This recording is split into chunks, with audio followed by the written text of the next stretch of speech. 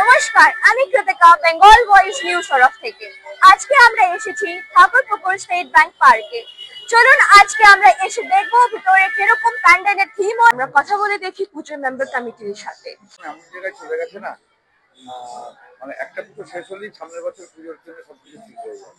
এবার যে আমাদের মণ্ডপটি করেছে সে একদম আমাদের পাড়ার ছেলে, যার জন্য মণ্ডপটা তৈরি করতে আমাদের অনেক সুবিধা হয়েছে।